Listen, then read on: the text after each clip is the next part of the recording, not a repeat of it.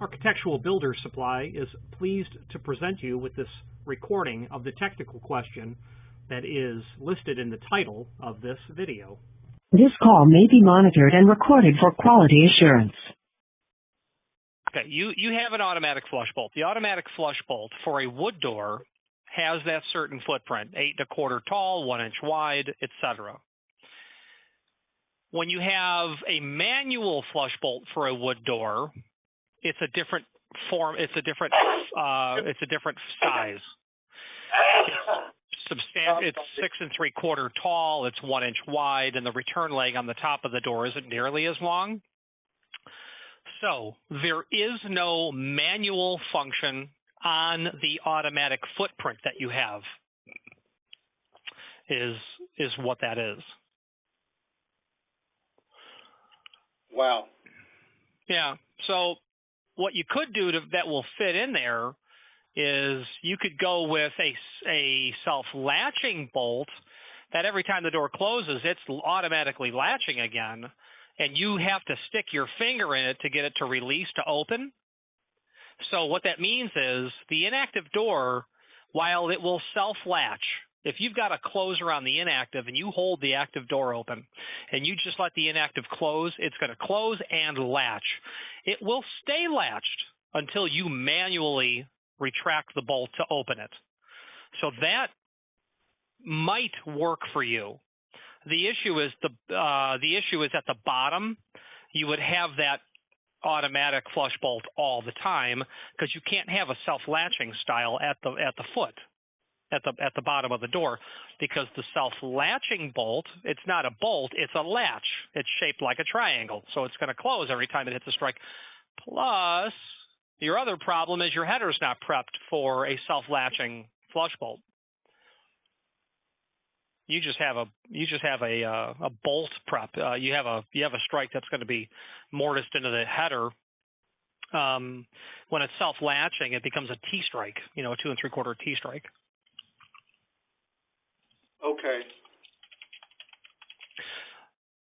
So the short answer is there's no way to do it. You'd have to replace it with the same function of what you have now to fit the same footprint. Right.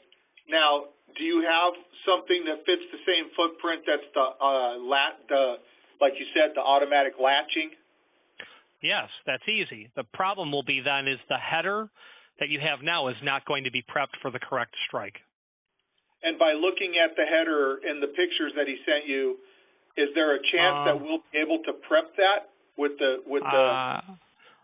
Those pictures weren't sent. I don't know what the header looks like, but I know what it looks like without having to see it.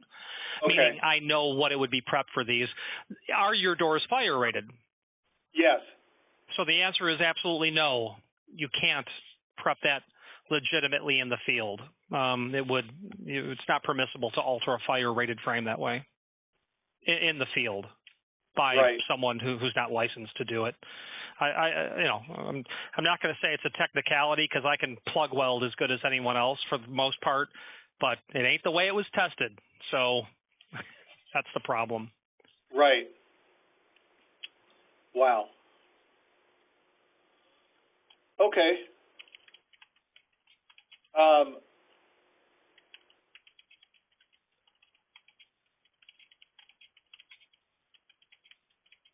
right. I'm going to call Alex. We may be calling you back. Why do they want to get rid of the automatic function? We're installing electric strikes. Okay. What's the lock on the door? You know what? And that's another question that I'm not familiar with. I essentially work in the office and help Alex out. Alex is the guru of the group, Jedi. Yeah. Nice. It's his company. I run operations. The other techs and Alex, and so I come in from a facility side, but I'm not a I don't know my way around the door hardware so much. I'm learning really quickly, but And I just learned a lot about flush bolts today. So I would love to have a conversation about the operational description of the opening, and maybe Alex and I can brainstorm and try to figure out, or I should say brainstorm, and try to figure out a solution to this. Okay, I'm going to have him call you. Right on, sir. I'll be around. Thanks, Rich. My pleasure. Bye-bye. Bye-bye. Architectural Builders Supply hopes you have enjoyed this program.